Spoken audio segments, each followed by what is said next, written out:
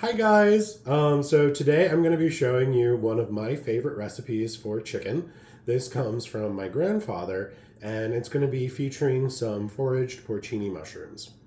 So the first thing we're going to do is take our preserved wild garlic in olive oil and we're going to add a nice big healthy pinch to the food processor. So this is basically stewed chicken in wine. And the only real ingredients are the garlic, onions, celery, and the chicken.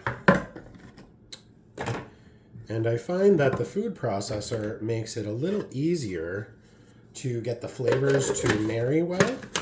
And so we're gonna puree all of this down to a nice pulp.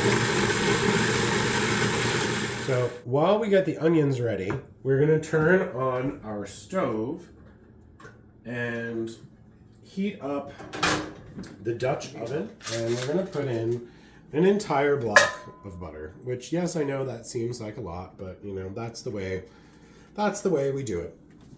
We're also going to put in a healthy olive oil.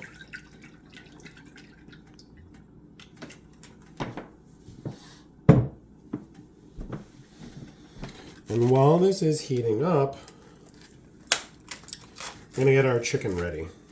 So when Grandpa used to make this, he would always use chicken pieces. And I find that these whole thighs, which has the leg and the thigh attached, make the best version of this. And so we're going to put them in and wait for them to start to sizzle.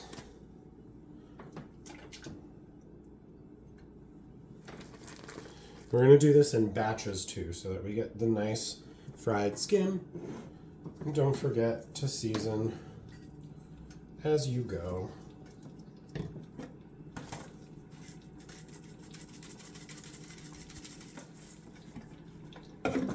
Okay, so while our chicken is hanging out in the pan, I'm going to start cleaning these onions. So we're just going to cut off the top and the tail, and then remove the skin.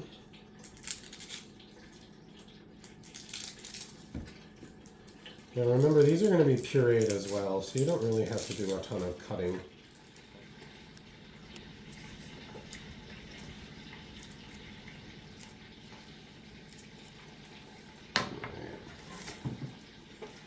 So I'm going to just chop them in half and add them.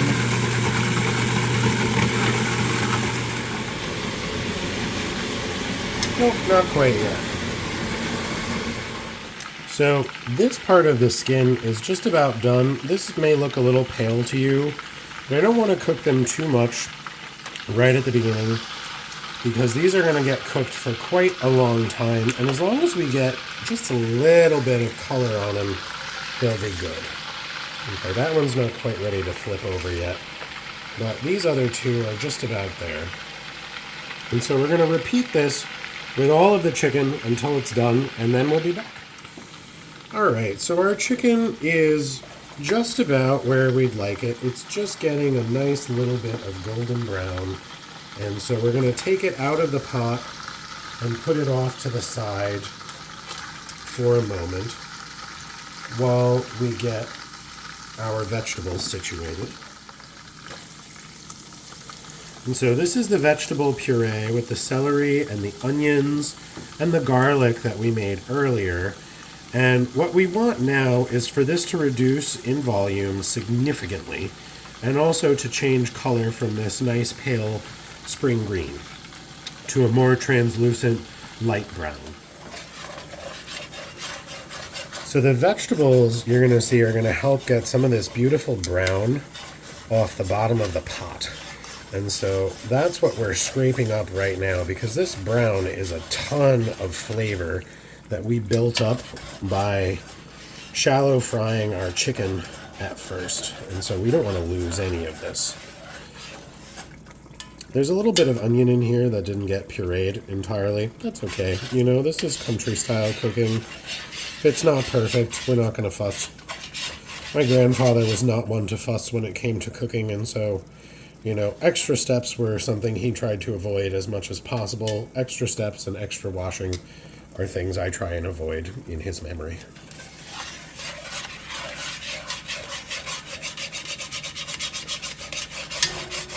At this point, you also want to put in a nice big pinch of salt for all of your vegetables, because we didn't season any of this yet. And we're also going to add in some black pepper, but I am out of ground black pepper right now, so I'm going to do that, and then you can see the vegetables have changed color from a light spring green to this beautiful harvest brown. And every few minutes, we've been scraping the bottom of the pot to make sure that we get that beautiful flavor off of there. Next, what we're going to do is we're going to put our chicken back in. And then, what is arguably the most important part of the entire dish, which is a bottle of wine. But when you put in the bottle of wine, you don't look. Don't understand why exactly, but my grandfather would always turn the other way, so he never knew quite how much wine was in there, and so I pour and then just kind of turn my back. And then he would make this really surprised face, like, what happened to the bottle of wine? Where did it go? That's a really fond memory I have, which I'm happy to share with you guys. So now you just kind of bury the chicken as best as you can. These pieces are kind of big, so they all theoretically should fit in here with a little bit of encouragement, which is that's about correct. Now, I'm not going to put any more liquid in here to cover them up completely, because they're going to slow cook and they're going to fall apart really well, and they will slowly submerge later. Now, we want to bring this back up to a boil, and while that's happening, we're going to add our last ingredient, which are some dried porcini mushrooms. So, Grandpa used to soak these in some boiling water and then put the whole, he used to use a 2-ounce bathroom cup. And that's what I have written down on my recipe, is how much do you use? You fill a 2-ounce bathroom cup of those paper things with mushrooms, and then you put those in and some water to soak up. And usually people wash the porcini. Like, the reason he did it that way is because sometimes porcini arrives and it's like got grit on it. I dried these myself, and so there's no grit on these, so we don't need to do that step. But if you're using porcini from the store, soak them first, remove the mushrooms from the cup, and then gently pour the liquid off so that the sediment stays on the bottom and you don't end up with the sand in your soup. So we're going to put in just a couple ounces of water so the mushrooms have a little extra liquid to absorb.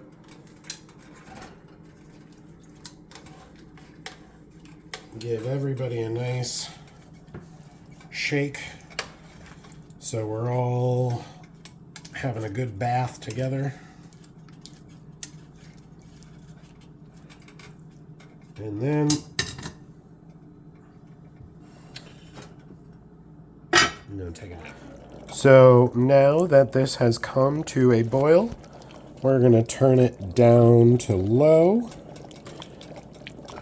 recover it, and wait several hours.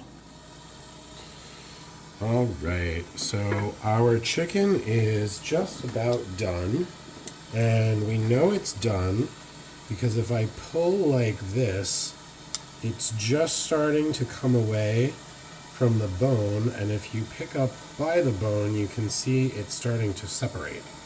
And so that means this is cooked for a nice long time. And what we're going to do now is turn off the heat so that the fat separates to the top and we can skim it off and then use it to make our polenta, which is the side dish for this. That the chicken has cooled, we're able to skim the fat off, and we're going to use this to make the polenta. And this is really going to improve the flavor enormously. And so I have a ladle here, and I'm just pushing down on the surface very gently so that all of that butter and olive oil that we used at the beginning ends up in this ladle, and as little of the wine and stock that we've created does as well. It's also important that we measure this out, and that's why I'm using a measuring cup, because when you make polenta, you don't want to use too much liquid, but you also don't want to use too little.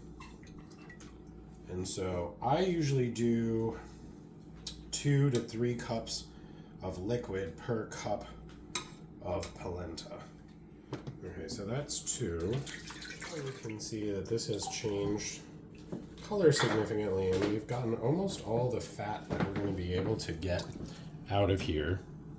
So we've got a little less than 2.5 cups of fat from our chicken, and we're going to add some water as well. So here's another 2 cups of water. So we want, let's see, that's about 8 cups of water, and we're going to do about 3 cups of polenta.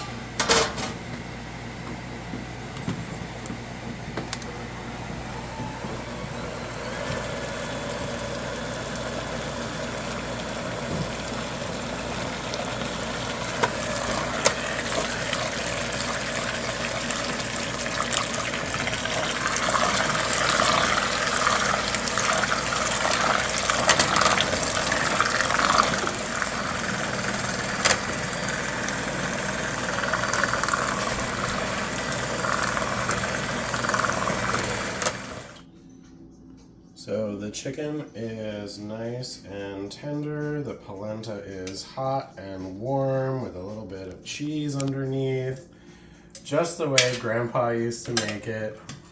It smells like nostalgia and warm fires on a snowy day, and this is one of my favorite dishes to have in the wintertime, and I am so excited that I've finally been able to share this with you all. Just look at how beautiful that nice dark gravy is, and you know, this is a real dish of love and nostalgia, and so let's just get right into it and dig deep.